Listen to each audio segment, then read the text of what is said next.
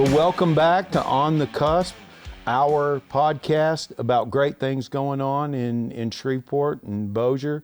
Got my co-host Matt Snyder back with me again for this episode. So we're going to keep it going. And today's really special for us because Matt and I talk about this gentleman all the time, John Pickens with John Pickens Clothiers here. You've been here for 30 years.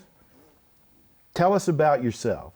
Well, I got my start at Rosenblatt. I was kind of into clothes, I guess. And I followed my clothing salesman from Rosenblatt. He was originally at Pope's to shop there in '88, and he ended up hiring me in '89, and it just kind of snowballed from there. There was quick turnover. They taught me how to buy pretty within a year, and I fell in love with retail, the clothing business. I've always been a Shreveport fan, and it was just nice to get my start in downtown Shreveport when things were still, there was still a little bit of shopping downtown and a lot of foot traffic. Oh, that's key because that's not the case anymore. I know I can speak for the aquarium guys. They started a restaurant down there. They wanted people to stay downtown after work, but that really doesn't happen right now in Shreveport. They're gone, which that led you to your move then. Right. When I bought out my partner's son, that I'm real close with the family, we decided to grow our store and to really have it thrive. We needed to get out of downtown, unfortunately. And we moved in 1996 to Azalea Drive. Okay. All right. Well, tell me about retail in Shreveport right now, because, from our perspective, we want people to understand you can be successful in retail, even with, all of the online shopping and everything like that. You can still have a storefront and be successful. Yeah, absolutely. I find I'm in a peer group of stores all over the country, and I find that, especially in our market or the menswear market, brick and mortar is still very important for several reasons. Yeah, the coolest thing that John and I have in common is I travel around the city all the time talking to people, client after client. And John, his business is cool, and over those 30 years is all day interesting people, a lot of business leaders coming in and talking. So John always has, I would say, a similar feel for what's happening on the street, and even a more diverse feel of different businesses and different levels and ages and all of that. I mean, talk about how just that part of retail.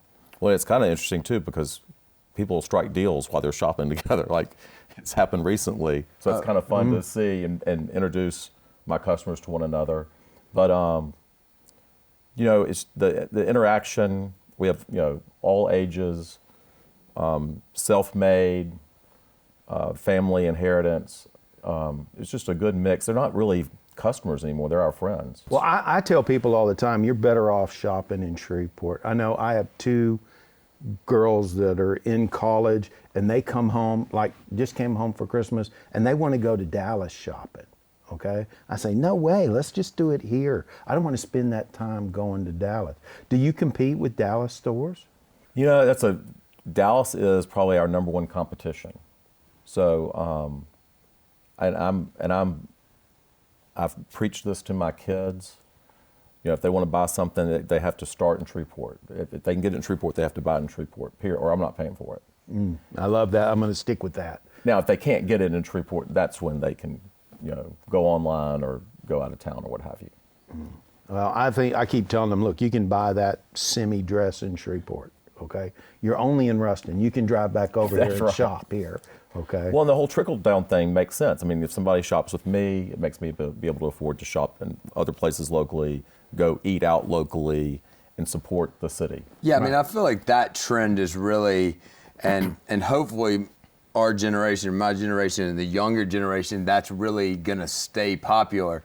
But I definitely, in my life, have watched it go from, we're so excited about which new chain we can get to Shreveport, to people aren't that interested in that. And people are going back to wanting the locally owned restaurants and the chefs being superstars in town and your store being packed with people that want to shop locally.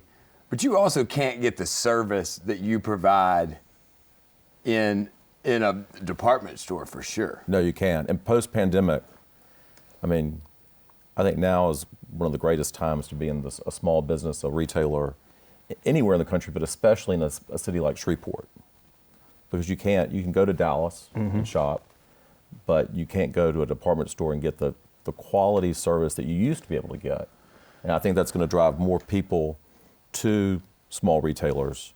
And I think post-pandemic, people see the need for the small retailer, and they're supporting it even more than ever in my history. That's important to me for the business owners, the people that want to run a small business in Shreveport or anywhere else. When I'm talking to them, and the ones that are successful I work with, the one thing that's always in common is their customer service and their product they deliver is better because they're invested, they're in it, and they do it. And that's what separates them. I think if you're just opening a local business to be local and you're going to kind of run it from, down the road and you're not going to really put your heart into it, I don't know that it has much value at all, nor will it last. No, because I think the customers see your passion.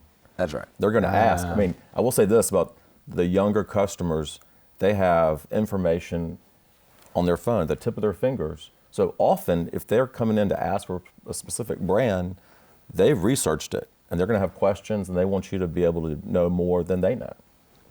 Yeah, I mean, that's interesting. I mean, at John Pickens Custom Clothiers, you walk in the door, and 95% of the time, John Pickens is standing right there to greet you. I mean, I think that is what makes your store so special.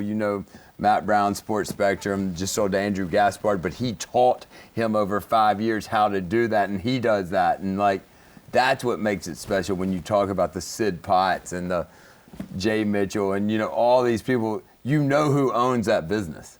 Well, speaking of those guys, I was in my 20s when all this started happening with my career.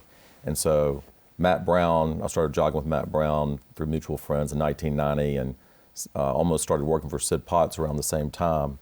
So they've been my close friends and retail mentors this whole time. So having somebody like that to bounce questions off of, or cross market back in the day, Matt and I've done, and Sid and I've we did a style show for Centenary maybe before I even moved to Azalea in 95.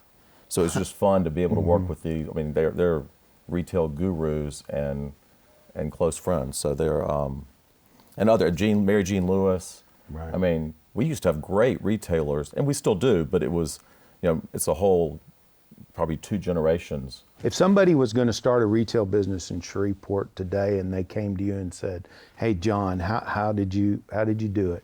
What would you tell them? I kind of fell into my business, but I did have to kind of, we got to a point where my partner was not interested in being in the clothing business any longer, and we maintained our friendship, but we closed our store and I reopened by myself. And I kind of started from scratch, but I'll tell you, Shreveport, the cost of living here is amazing. To have a family in Shreveport, if I picked up my life and put it in a big city, I think the quality of life is not the same. I mean, it's a big enough city, but we still have that small town feel. So the quality of life, the cost of living, and I think the lack of retail right now. I think there's opportunity. So I think there's more opportunity in Shreveport than there is in a bigger city. I would agree with you. Standpoint. I mean, I can't tell you how many people I've talked to that came to EAP as the accelerator, said, "I want to start a business," and every one of them came in and said, "Well, I got to move this to Austin. I got to move this to California to do this. That's the only way I can be successful." And what I tell them is, no, I disagree, because your money's going to go a lot further in Shreveport, and you can be a big fish, here, and not have to compete with a lot of other businesses there. And I think we don't tell that story enough in Shreveport to where people understand, no, do it here. We have plenty of customer base here. I mean, I'm so fortunate. I mean, we're having, the pandemic hurt. Mm-hmm. No 2 ways about it. But we have had significant growth after the pandemic, we're still trying to, there's issues getting merchandise in a little bit, but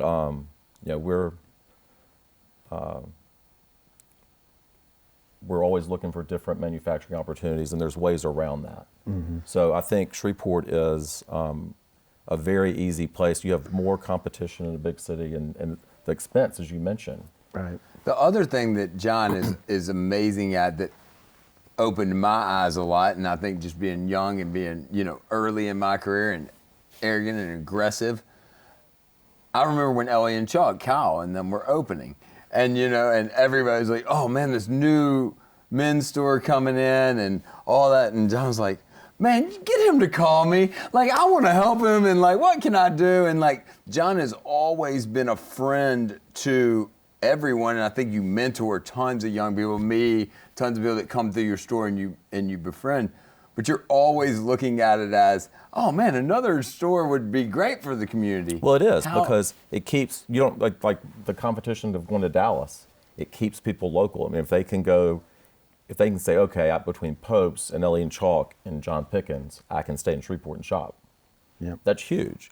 If there's just one of us, then they do have to start going to Dallas, and then there's more retail opportunity, and that's the downside. Well, we want to create opportunity in Shreveport for both people that want to start businesses, and then we want opportunities to keep our kids here. We need to encourage people both that are in business now to help people that are getting in business like you do, and also people that are looking at starting business not being afraid to go ask somebody that has already done it for some help. Because Absolutely. I think that's the key to growing. We don't have to beat each other up. I mean, Shreveport has a bad habit of that at times, of beating each other up when you feel threatened.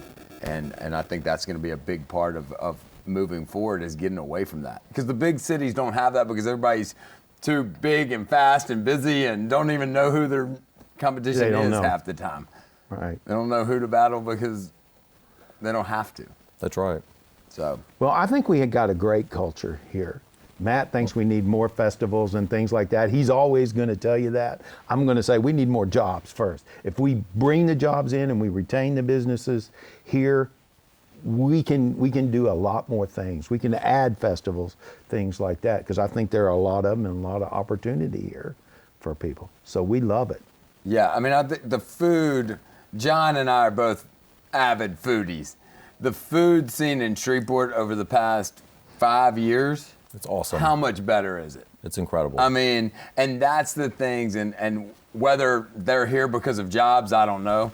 They're not, but I'll play with They have you. expendable income. They're here because the culture is catching up, because what Shreveport is good at is traveling.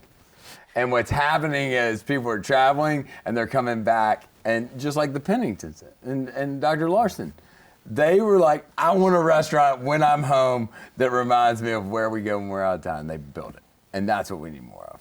So, man, thank you, John, so much for coming. Thank y'all so much. Oh, thank you for coming. This has been great. And, I mean, please, reach out to any of us.